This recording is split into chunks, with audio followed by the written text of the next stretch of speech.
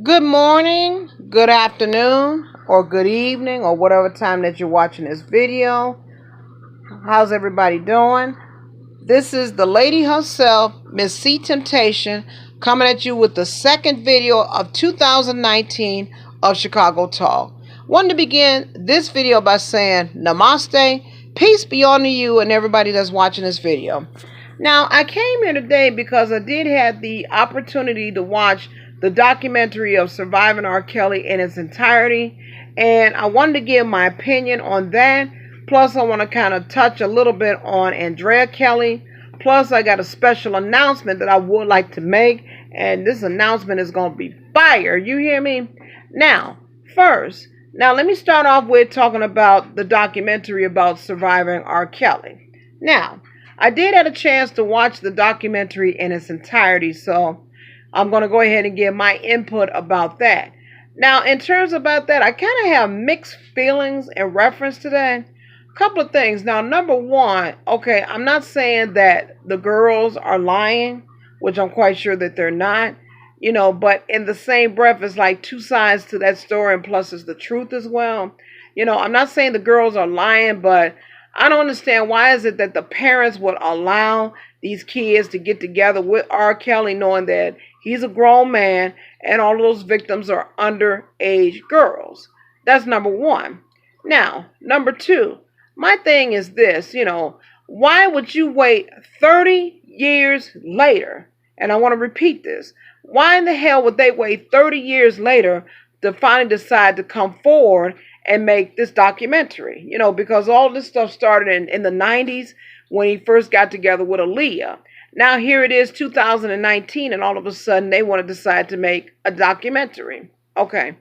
Now from what I've gathered, and also breaking news as well, though, that R. Kelly is already under investigation in Chicago and Atlanta. So my thing with that is this, though, that it's just a matter of time before they go after him and arrest him. Because when you're talking about a sex offender, doing all these old crazy acts, though, with these young girls 18 and under, I got a serious problem with that because now he's 52 years of age. Why in the hell are you still fucking around with these young girls, teenagers, and they still trying to get started with life and trying to explore life and see what they want.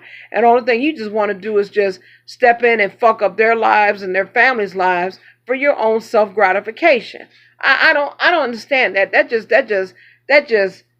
just burns me up, though. And I mean, just, a sick man like that would do something crazy like that.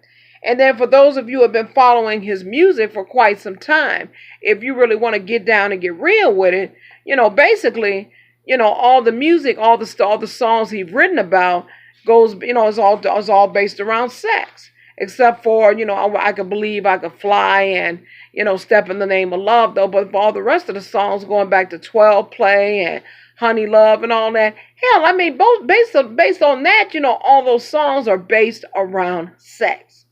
And another thing, though, and I mean, based upon that video that I did recorded the other day, when his brother Kerry had reported it that his sister did molest him as a child as well as R. Kelly, that all started from there, though, and that man has a serious mental illness. And contrary to popular opinion for what people believe, that man needs some serious therapy. He needs some serious help, though. I mean, because, and I blame his mother, though, as well, though, in terms of not getting him the proper help that he needed when he was not able to read and write. But that shows you right there, he had some sort of a learning disability problem. And I mean, he should have got some help with that. I mean, in terms of that way he can learn how to read, he can learn how to write, at least have the basic fundamentals in terms of trying to succeed out here and function in this society and be just a plain regular human being. But that's just my opinion about it. Now, going on to the second phase of this video, I'm going to have to read the fuck out of Miss Drea Kelly. Now, I don't understand this child. Now, she's up there in the damn video, boo-hooing and crying, talking about all these things that R. Kelly had did. Number one, now, I peeked at this, though. A lot of people probably didn't point this out, but I'm about to point this out right here and right now. Now, I think it was around their divorce or before their divorce. She had filed her order of protection against him. And that's fine and well. That's what you're supposed to do. But the part that gets to me is this. Why, Miss Andrea Kelly, why in the blue hell would you sit up here and file an order of protection saying that this man has sat up there and abused you, and then you turn around and drop the damn order of protection? I mean, who the hell does that? I mean, I was in a situation like that. I was married. My last ex-husband, he had abused me. I got an order of protection, but guess what? When I filed that order of protection, I stood on that order of protection. I didn't drop a goddamn thing. I took that all the way to the bitter, sweet end and got what the hell I want. Because as a woman, if you're supposed to be an example in terms about putting a message out there saying that women don't have to accept abuse and they need to get out of it and take the necessary precautions, baby, let me tell you something. When you sit up here and you file an order of protection against your husband and you telling these courts, though, that he abused you and did all these other things, God damn it, why in the hell would you want to sit up here and just drop the order of protection? If you filed it, God damn it, you stand on it, and you stand on it until the bitter end, because it's not just about you, it's about those children, about those 3 children, because you have to set an example for all 3 of those kids, whether the fuck you like it or not. And then to add insult to injury, ladies and gentlemen, peep at this. Now, I'm quite sure that you have saw this for quite a while when she made those videos. She's sitting up here bragging on the documentary talking about, oh, well, she's been abused and boo-hoo this and boo-hoo that. But you're getting on these videos, sitting up here and giving all praises to R. Kelly, saying that he has a dark cloud, but he's up there uplifting careers, like helping out people like Ron Isley and Charlie Wilson. Well, goddamn it, Andrea Kelly, my thing is this. If you're talking about he's uplifting people in their careers, what the fuck you need to do is try to uplift your level of consciousness. Because you want to sit up here and put these mixed messages out there saying about, oh, well, it's all about the women, and putting the message out there and saying they don't have to accept domestic violence. But you sitting up here praising and giving all praises to God, putting him out there like he's holding it now and he ain't never did a damn thing to you. I mean, what you need to do, Miss Andrea Kelly, you need to get on, make another video, and you need to address that and make yourself perfectly crystal clear. Either you down with these women in terms about what they did to you. If you're going to tell a story, make sure that you make your story straight. Tell it like it is. Give us the exact real deal about what happened to you. And then not only on top of that, another thing I want to point out.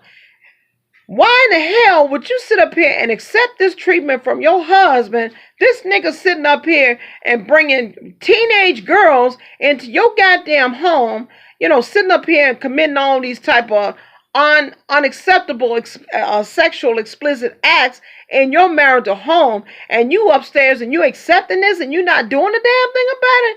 I mean, any average woman that's married with a husband, and bringing kids in the house and screwing them, who in the fuck does that?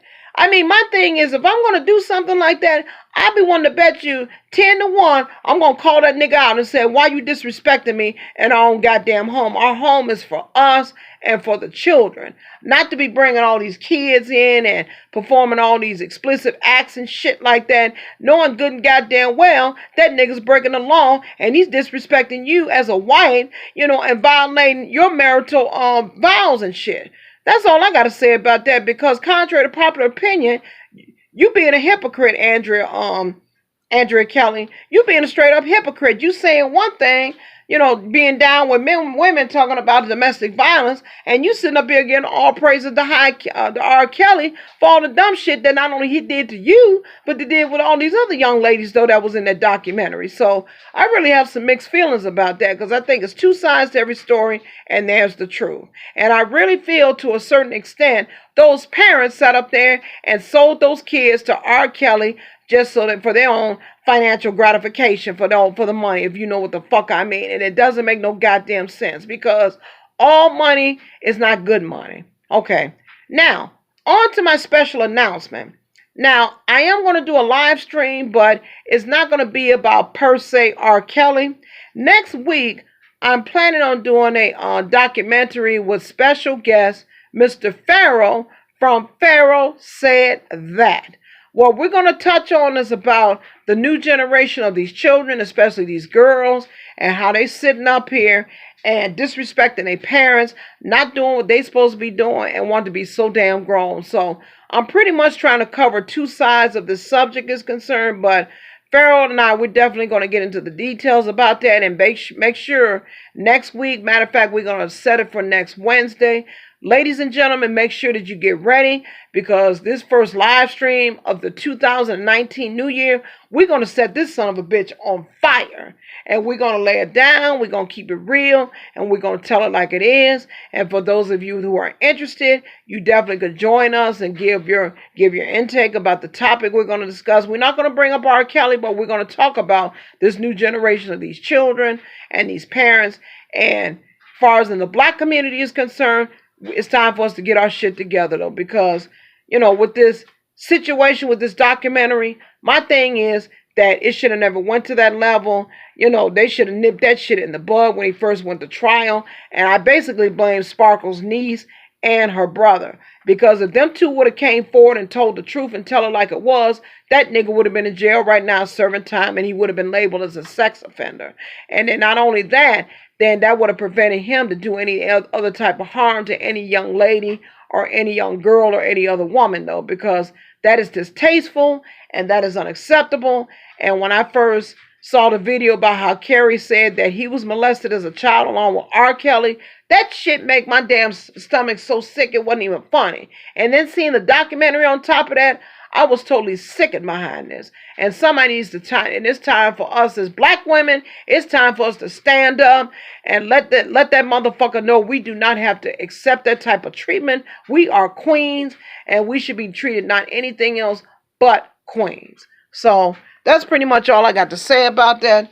So with that being said, ladies and gentlemen, please, please, please leave a comment on the bottom. Let me know what you think about these topics. And also as well as smash that like button and as well as share and subscribe. Share and subscribe. We're going to keep this plateau strong. We're going to keep it moving because we're going to stand on the truth.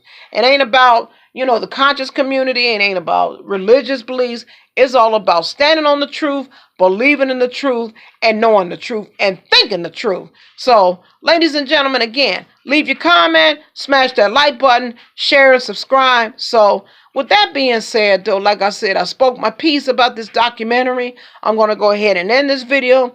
This is Miss C Temptation again. We're coming to you with another video of Chicago Tongue. And I'm going to, for those of you who have been following me for quite a while, I'm going to go ahead and end this video. I'm going to say, ladies and gentlemen, that I love you. I bless you. I have faith in you. And I realize the Creator in each and every one of you. And my highest prayers go out to those victims. My prayers go out to the families and to the parents because they need to get their mind right.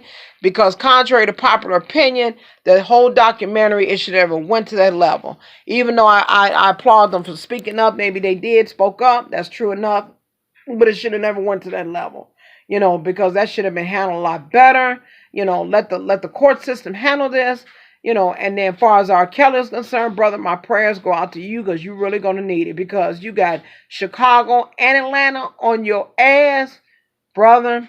And then, like I said, then once the state, and I know this for a fact, once the state's attorney has been on your ass for the past 6 years. So you on the radar. So, brother, you better watch it because it's just a matter of time before they come to you.